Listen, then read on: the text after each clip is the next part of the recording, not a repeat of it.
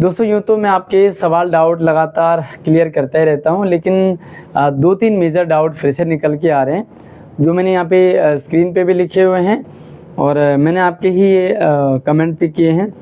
सुशील पांडे ने लिखा है कि सर मिड टर्म एग्ज़ाम कहाँ होंगे। जो पहला पॉइंट है कि मिड टर्म एग्ज़ाम कहाँ होंगे, एंड दूसरा लिखा है इन्होंने कि सेशन कब से शुरू होगा, यानी कि जो CM3 का नया सेशन है, आजकल आपके डॉक्यूमेंट वेरिफिकेशन हो रहे हैं तो इसका नया सेशन शुरू कब होगा। इसी के साथ ही युवराज और बहुत सारे बच्चों ने पूछा है कि सर सेकेंड यानी कि CM3 की वेटिंग लिस्ट कब आएगी, यानी कि किस डेट को आएगी, है ना। तो डेट जानना आपको बहुत ज़रूरी है ताकि आप उस डेट तक इंतज़ार कर सको। तो भाई वीडियो के साथ एंड तक बने रहें और आगे बढ़ें उससे पहले वीडियो को लाइक करने में कंजूसी ना करें, लाइक के साथ साथ हाइप भी कर देना और चैनल पर पहली बार हैं तो सब्सक्राइब कर लेना।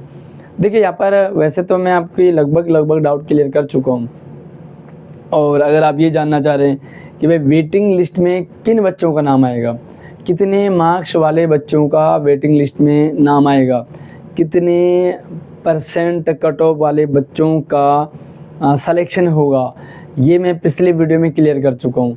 अगर आपको वो वीडियो नहीं मिली तो जा कर के देख लीजिए, और नहीं मिलती तो आप इसी वीडियो की डिस्क्रिप्शन में भी मैं डाल दूँगा, और व्हाट्सएप और इंस्टाग्राम का भी लिंक है वहाँ पर। अगर आपको नहीं मिलता तो आप मुझे पर्सनली कांटेक्ट कर सकते हैं। बात यहाँ पर आती है कि मिड टर्म एग्ज़ाम कहाँ होंगी। तो देखिए ये सीधी सी बात है कि मिड टर्म एग्ज़ाम और नया सेशन आपका दोनों ये एक दूसरे से जुड़े हुए हैं। भाई मिड टर्म एग्ज़ाम होंगे तो नया सेशन शुरू होगा। मिड टर्म एग्ज़ाम आपके दो तरीके से, एक तो अगर आप सरकारी स्कूल में पढ़ रहे हो या प्राइवेट स्कूल में पढ़ रहे हो, तो दोनों कंडीशन में आपके जो मिड टर्म एग्ज़ाम है वो पुराने स्कूल में ही होंगे। अब आप में से बहुत सारे प्राइवेट स्कूल में पढ़ रहे होंगे, उनका कहना होगा कि सर हमारे तो हो गए पेपर, है ना। तो भाई आपके पेपर हो गए तो अब आपको क्या करना है। आपके पेपर हो गए हैं, आपका एडमिशन हो जाएगा, है ना, लेकिन फिर भी आपको तब तक अपने स्कूल जाते रहना जिस स्कूल में आप पढ़ रहे हैं। भाई फ़ीस की दिक्कत आएगी, हम समझ सकते हैं कि फ़ीस की दिक्कत आएगी। आप सोच रहे होंगे कि ये हमारा सितंबर, देखिए सितंबर में तो आपको ने अक्टूबर में आपने फ़ीस दे ही दी होगी। अब फ़ीस दे ही दी है तो ठीक है, आपको झेलना पड़ेगा। अभी आपका जो है ये मिड टर्म एग्ज़ाम का सारा काम उधर पुराने स्कूल में ही होगा। एक और चीज़ है कि बहुत सारे बच्चे इस उसमें आ रहे हैं, 8 में आ रहे हैं कि भाई हमारा तो अब सिलेक्शन हो गया CM3 में, तो हम क्यों पुराने स्कूल में जाएं या क्यों हम एग्ज़ाम दें मिड टर्म एग्ज़ाम। तो देखिए मैं आपको बता देता हूँ कि जो आपका फाइनल रिज़ल्ट बनेगा ना CM3 में, वो mid term exam and final exam को मिला कर के बनेगा। एंड आपकी परसेंटेज कम ना हो, CM3 में आधा रिज़ल्ट तो आपका पुराने स्कूल से जाएगा एंड आधा रिज़ल्ट आपका CM3 में होगा, तो आपका रिज़ल्ट कम ना हो, इसलिए पूरा फोकस आपका मिड टर्म एग्ज़ाम को देने में होना चाहिए। ये जो मिड टर्म एग्ज़ाम है इसका रिज़ल्ट आपको कैरी फॉरवर्ड हो जाएगा आपके CM3 में, ठीक है। और आपसे वो रिपोर्ट कार्ड भी मांगेंगे, जब आप जाएंगे स्कूल में जाएंगे तो आपसे रिपोर्ट कार्ड ज़रूर मांगेंगे, तो आपको रिपोर्ट कार्ड भी जमा करना है और सेम मार्क्स आपके वो जुड़ेंगे फाइनल एग्ज़ाम में। तो मिड टर्म एग्ज़ाम आपने पुराने स्कूल में देना है और ये आपको छोड़ना नहीं है, ये देना ही देना है।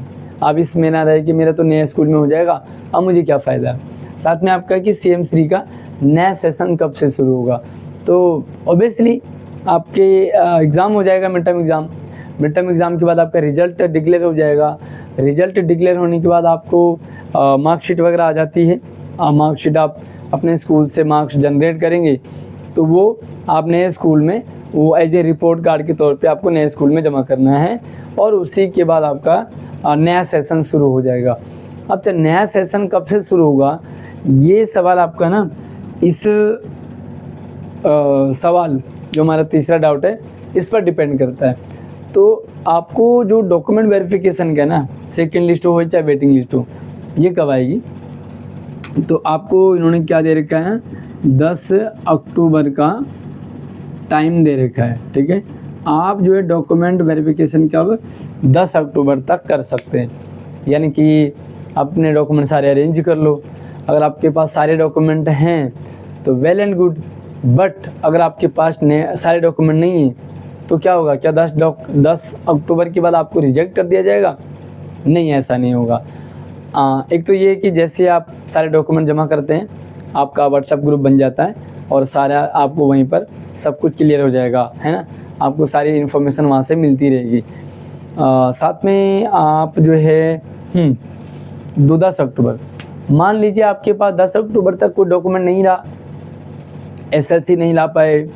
वैसे एसएलसी अब अभी मत निकालना, एसएलसी आपको मिड टर्म एग्ज़ाम के बाद ही निकालना है।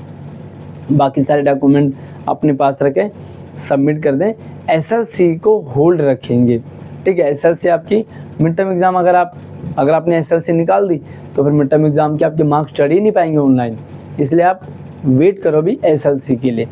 सारे डॉक्यूमेंट आपने जमा कर दिए, जमा करने के बाद आपको ग्रुप में ऐड कर दिया जाएगा।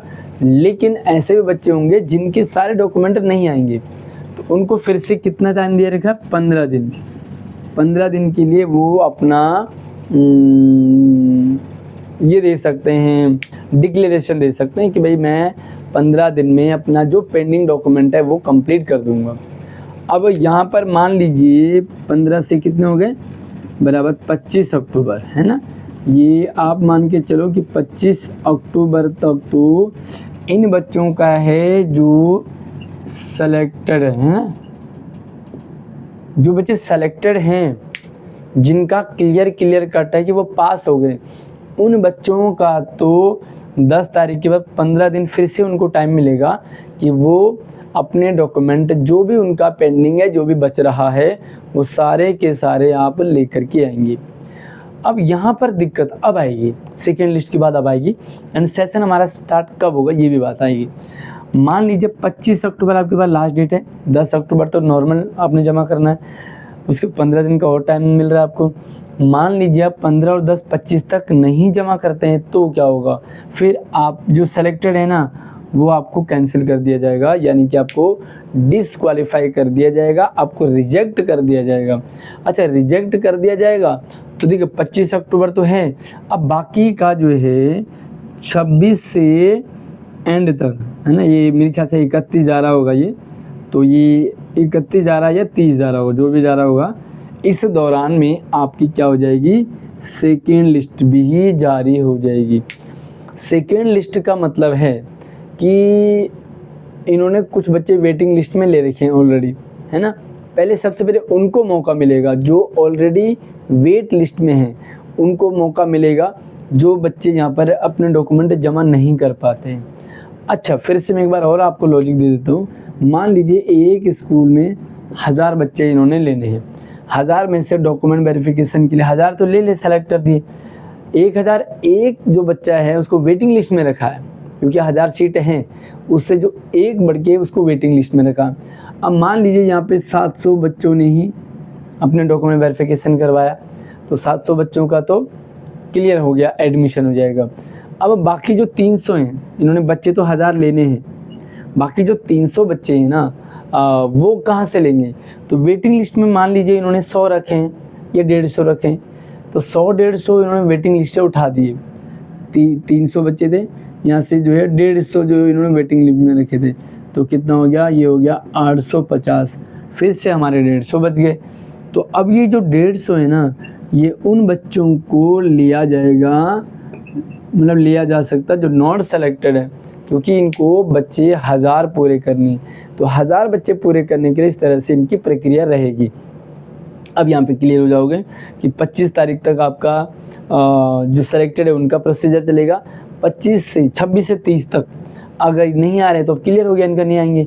उसके बाद इनको वेटिंग लिस्ट वालों को, जो वेट लिस्ट है उनको मौका मिलेगा, और उसके बाद आपका नया सेशन जो है लगभग आप मान के चलिए तो 1 नवंबर, ठीक है, क्योंकि ये फिर इधर वेटिंग लिस्ट वालों को निकालेंगे और इनको बोल देंगे भाई जल्दी से जल्दी आइए और एक और दिन में अपने डॉक्यूमेंट, तो वेटिंग लिस्ट वाले भी अपने डॉक्यूमेंट तैयार रखें और जल्दी इनको फिर बुलाया जाएगा। एंड 1 नवंबर से स्कूल आपका चालू हो जाएगा लगभग। अगर एक रह भी जाता है तो ये 1 से 5 नवंबर तक, 1 से 5 नवंबर तक। अब जो प्राइवेट स्कूल में पढ़ रहे हैं उनको ये है कि आपको अक्टूबर की फ़ीस तो देनी पड़ेगी, तो नवंबर की फ़ीस जो है ना, आप अपने सारे डॉक्यूमेंट ले लो और नवंबर से आपकी क्लासेस शुरू हो जाएंगी तो आपको दिक्कत नहीं आएगी, फिर नवंबर की फ़ीस आपको नहीं देनी पड़ेगी। बाकी कोई और कन्फ्यूजन डाउट हो कमेंट कर लीजिए, व्हाट्सएप और इंस्टाग्राम से पूछ सकते हैं, कॉल ना करें, लेकिन हाँ जैसे मर्जी सवाल आप अपना ड्रॉप कर सकते हैं। इंस्टाग्राम पे फॉलो कीजिएगा, व्हाट्सएप चैनल पे भी फॉलो कर लेना। अगली वीडियो में नई अपडेट के साथ मिलते हैं, तब तक आप अपना ख्याल रखिए। जय हिंद।